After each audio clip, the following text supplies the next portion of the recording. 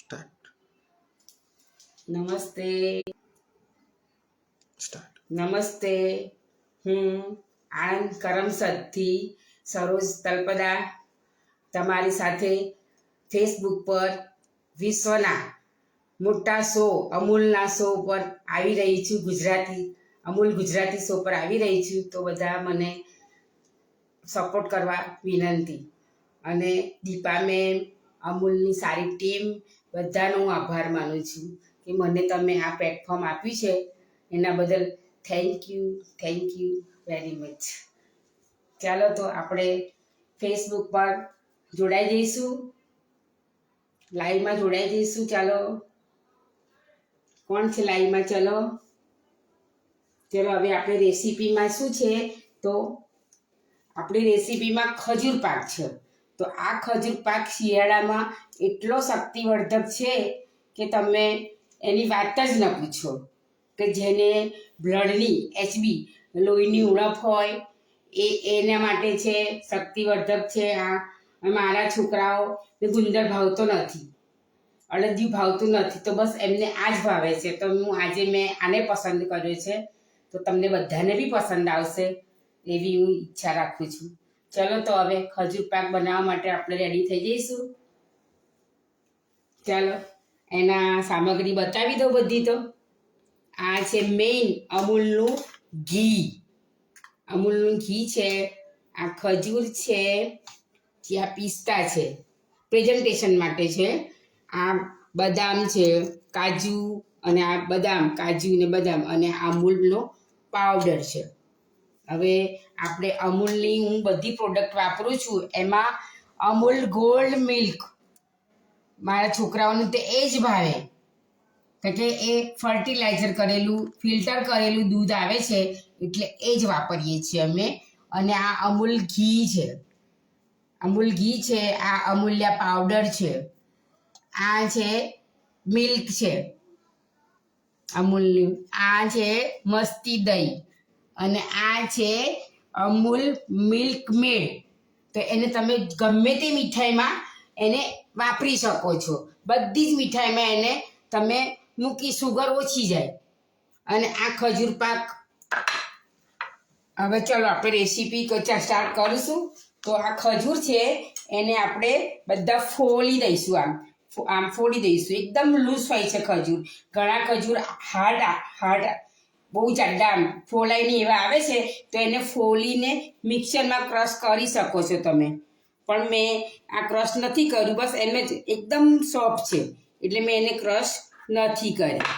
જોયું આ ખજૂર એકદમ છે ને, જો ખજૂર એકદમ સોફ્ટ છે. સોફ્ટ ખજૂર ઘણી બધા પ્રકારના ખજૂર આવે છે, પણ એકદમ સોફ્ટ હોય ને એવું ખજૂર આપણે લઈશું તો આપણને સારું પડશે એમ. તો ચાલો હવે આપણે ગેસ ઓન કરશું. કોઈ લાઈનમાં છે? હેલો, કોણ છે? નાની, હેલો. ચાલો હવે આપણે આ ઘી 2 ચમચી, પહેલા 2 ચમચી ઘી નાખશું.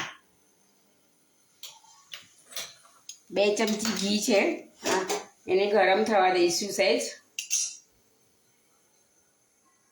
જો સહેજ ગરમ થાય એટલે આપણે ખજૂર છે ને એની અંદર નાખી દેવાનું છે. આ ખજૂર છે ને, ખજૂરનું બધું મેડ એટલે એકદમ મિક્સ કરી દીધું છે. હાથેથી કરો કે મિક્સરમાં કરો, ગમે તે, તો જલ્દી થઈ જશે તમારું. હવે એને આપણે એકદમ મેશ કરી દઈશું ખજૂરને. 10-15 મિનિટ લાગશે એને મેશ થતા માટે. એકદમ સોફ્ટ ખજૂર છે આ મારું. જો, અને એની ક્વોલિટી સારી લેવાની છે તો આપણું સારું બને એમ. ક્વોલિટી સારી હોય ને તો આપણું સારું બને, વસ્તુ સારી બને.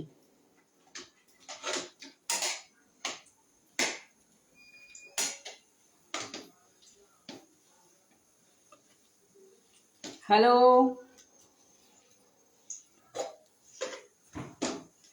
આવી ગયા છે બધા કોમેન્ટમાં? તમને બધાને ભાવે છે ને ખજૂર પાક? તો આજે એકદમ સહેલી રીતથી બનાવું છું. ફટાફટ બને, તમારો ટાઈમ વેસ્ટ ના થાય અને શિયાળામાં શક્તિવર્ધક વસાણું તમે ના ખાઈ શકો ને તો આ ખાઈ શકો છો. એમ બહુ સરસ સ્વાદિષ્ટ લાગે છે ખજૂર પાક અને બહુ લોહીવર્ધક છે. એમ તમારું બ્લડ સુગર એકદમ વધારે હોય નોર્મલ તો તમે સ્વીટ ના ખાઈ શકો, પણ આ એક નેચરલી સ્વીટ છે. તો ડાયાબિટીસ વાળાને બધાને અનુકૂળ પડે, છોકરાઓને અનુકૂળ પડે. સરસ છે, તમે બનાવીને ખાજો, બહુ સરસ લાગશે તમને. અને એમાં નટ્સ આવે છે ને, ડ્રાયફ્રૂટ નટ્સ, તો એમાં બહુ સરસ લાગશે. આપણે મિલ્ક પાવડર નાખશું, પછી ડ્રાયફ્રૂટ નાખશું, બધા કાજુ, બદામ, પિસ્તાથી એને ગાર્નિશિંગ કરીશું. એકદમ મેટ થઈ જાય ને, એકદમ સોફ્ટ, ત્યાં સુધી એને 10 મિનિટ તો લાગશે. 10 થી વધારે નહીં લાગે. એકદમ સોફ્ટ થઈ જશે ઘીમાં અને સાતળીશું ને તો. એકદમ ધીમી આંચે બનાવવાનું છે, બરાબર છે?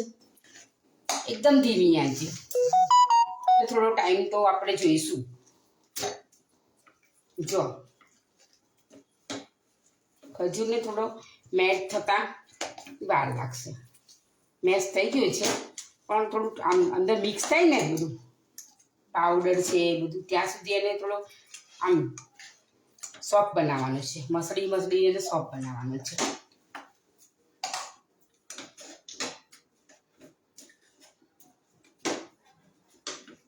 જો થાય છે ને, એકદમ મેશ થઈ ગયો છે ને.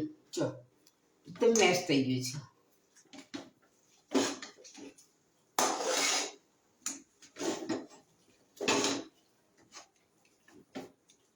કોણ છે કોમેન્ટમાં?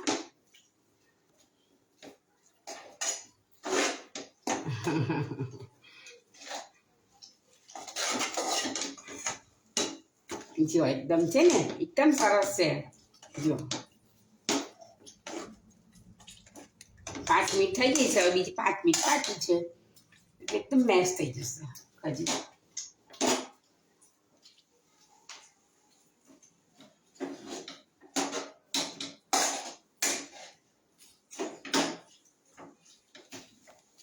હવે આપણા નટ્સ છે ને થોડા, તો થોડા નાખતા રહીશું આપણે એને. જો કાજુ નાખશું, તમે ફ્રાય કરીને બી નાખી શકો છો કાજુ, પણ એનું ન્યુટ્રિશન જતું રહે ને એટલે મેં એને ફ્રાય નથી કર્યા, બરાબર છે? અને એનું ન્યુટ્રિશન બધું જતું રહે. તમે ફ્રાય કરો, શેકો એટલે જતું રહે નટ્સ બધા. એમાં જે ન્યુટ્રિશન મળવું જોઈએ એ તમને ન મળે, એટલે મેં કાચા આમાં શેકાઈ જશે, સાથે શેકાઈ જશે. સરસ. આ જે ખજૂર શેકાશે એની સાથે તમે નટ્સ બધા શેકાઈ જશે. પણ કેવા નટ્સને એકદમ ઝીણા બી નહીં અને એકદમ મોટા બી નહીં, એવી રીતે કટિંગ કરવાના છે. ને મોઢામાં આવે તો તમને ક્રન્ચી લાગે ટેસ્ટ એનો.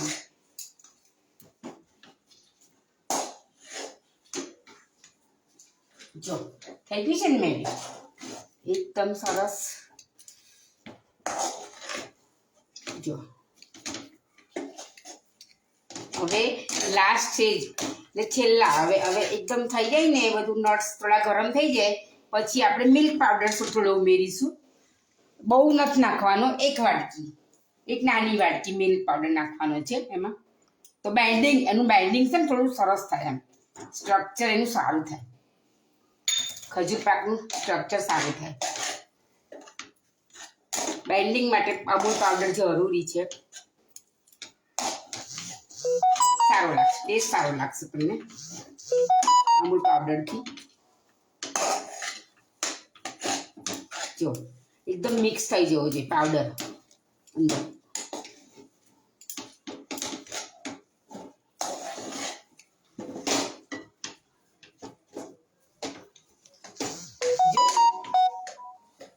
થઈ ગયું ને એકદમ મિક્સ. હવે એને થોડું આપણે ઠંડુ થવા દઈશું, બરાબર? થઈ ગયું છે હવે મિક્સ પાવડર, તો હવે થોડું એને ઠંડુ થવા દઈશું, બરાબર છે? હવે ગેસ ઓન કરી દઈશ ઓફ કરી દઈશું અને નીચે ઉતારીને થોડો ઠંડો થવા દઈશું એને. જો થોડો રૂમ ટેમ્પરેચર પર આવે ને પછી એને આપણે ઠાળી દઈશું. રૂમ ટેમ્પરેચર પર આવવા દેવું પડશે, બરાબર. જો એને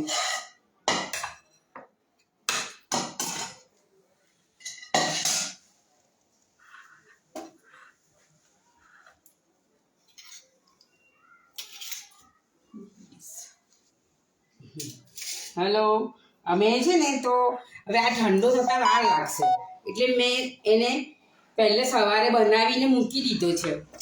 સવારે બનાવી દીધો હતો, એના પીસ પાડી દીધા હતા, સવારે બીજો બનાવી દીધો હતો મેં. તો જો આ એને મેં ગાર્નિશિંગ કર્યું છે, કેટલો સરસ લાગે. જો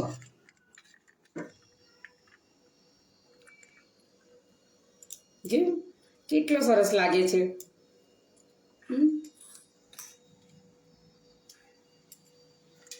પેલો બીજ એ બનાવ્યો તો તરત ઠંડો તો નહીં થાય ને, એટલે મેં સવારે બનાવી દીધો હતો અને એને ગાર્નિશિંગ કરી દીધું હતું. છે ને સરસ. જો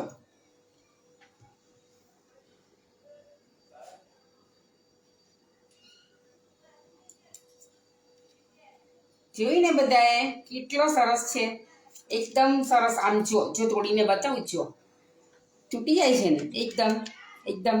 આમ તમે કહેશો ને કે ચીકણો નહીં થાય, પણ તમે નાખશો ને અમૂલ પાવડર એટલે બહુ જ ફાઇન થશે. અમૂલ પાવડરના લીધે એનું સ્ટ્રક્ચર સરસ થશે. આમ એવું બરાબર છે. ખજૂર પાક તો બધા બહુ બનાવે છે, પણ મેં મિલ્ક પાવડર નાખીને બનાવે છે. મિલ્ક પાવડર એમાં નાખ્યો છે. અને તમે આ મિલ્ક મેડ બતાવીને આ મિલ્ક મેડ એ બી નાખી શકો છો એમાં, પણ બહુ વધારે ગળું થઈ જાય ને. બીજી તમે સ્વીટ બનાવો ને એમાં તમે નાખી શકો છો એમ, પણ આમાં વધારે બહુ જ મીઠાઈ વધારે આવી જાય. ચલો થઈ ગયું ને 15 મિનિટમાં ખજૂર પાક રેડી. ચાલો આવજો બધા, નમસ્તે.